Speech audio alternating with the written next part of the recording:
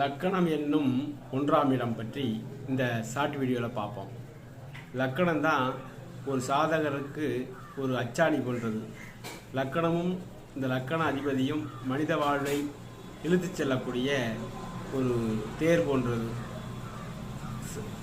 மனித வாழ்வு சிறக்க லக்கணமும் லக்கணாதிபதியும் வலுவாக இருக்கணும்.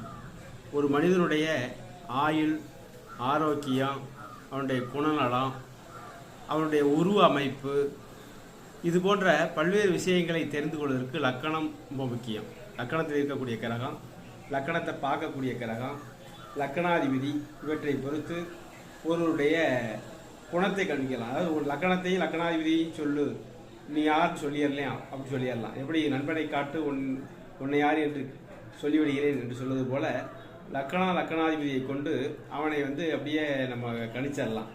ஒரு ஜாதகத்தை பார்க்கும்போது லக்கணத்தில் உள்ள கிரகம், பார்க்கக்கூடிய கிரகம், அதுக்கு அடுத்தபடி லக்கணாதிபதி மூன்றையும் ஆராய்ந்து சுபக்கிரகமாக, எல்லாமே சுபக்கிரகமாக இருந்தால் ஒரு விதமான பலனையும், பாவக்கிரகங்களாக இருந்தால் ஒரு விதமான பலனையும் கொடுக்கும்.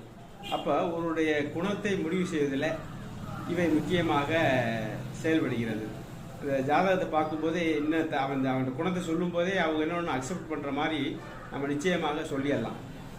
அதுக்கு அடுத்தபடியாக அந்த லக்கண அதிபதி அப்படிங்கிறது ரொம்ப ரொம்ப முக்கியம். எப்பவுமே ஒரு ஜாதகத்தில் லக்கணாதிபதி வலுவாக இருந்தால் அவங்க எவ்வளோ கஷ்டம் வந்தாலும் எதிர்நீச்சல் போட்டு ஜெயிச்சிடலாம். அதுபோல் எவ்வளோ அள்ளி கொடுத்தாலும் வாங்குறது கை வேணுங்கிற மாதிரி லக்கணமும் லக்கணாதிபதியும் வலுவாக இருக்கணும்.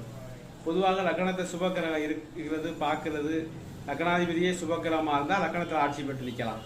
பாவக்கிரகங்களாக இருந்தால் லக்கணத்தில் ஆட்சி பெறாமல் இருக்குதான் நல்லது. பொதுவாக மகர கும்ப லக்கணங்களுக்கு சனி லக்கணத்திலே இல்லாமையும், அதுமாதிரி மேசவரிச்ச லக்கணத்துக்கு செவ்வாய் லக்கணத்திலே ஆட்சி பெற்று நிற்காம வேறு சில இடங்களில் மறைமுகமாக வலுப்பெறுறது நல்லது.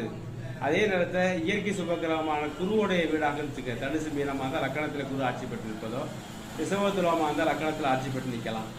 அதே மாதிரி மிதுனக்கண்ணி லக்கணங்களுக்கும் பாவியோடு சேராக இருந்தால் லக்கணத்தில் ஆட்சி பெற்று நிற்பது நல்லது. கடகத்தில் வளர்பிறை சந்திரனாக இருந்தால் லக்கணத்தில் ஆட்சி பெறுவது நல்லது. தேய்பிறை சந்திரனாக இருந்தால் ஆட்சி பெறாமல் இருப்பது நல்லது. சிம்மத்துக்கு கூட அரைப்பாவங்களாக இருந்தாலும் லக்கணத்தில் இருந்தால் கூட ஓரளவான நல்ல பலனை அவை கொடுத்துரும். எனவே லக்கணம், ஆயுள், ஆரோக்கியம், குணநலம், அதுக்கு அடுத்தபடியாக எப்படிப்பட்ட தன்மை படைத்தவன் அப்படிங்கிற போன்ற பல்வேறு விஷயங்களை, குணநலங்கள்லேருந்து உருவமைப்பு, குட்டையா நெட்டையா, கருப்பா சிவப்பா, லக்கணத்தில் சனி இருந்தாலும் சனி பார்த்தாலும் கருநீரமாக இருக்கக்கூடிய அமைப்பு, இப்படிலாம் சொல்ல முடியும். லக்கணத்தில் ராகு கேது இருந்தால் மெல்லிய தேகம் கொண்டவர்கள் அமைப்பு, இப்படியெல்லாம் லக்கணத்தில் குரு இருந்தால் நல்ல தேசசுடையாக, நல்ல பருமன் உடையவராக இருப்பாங்க, குண்டா இருப்பாங்க. இது போன்ற தன்மைகள்லாம் அந்த லக்கண பாவம், லக்கணாதிபதியை கொண்டு ஒரு மனித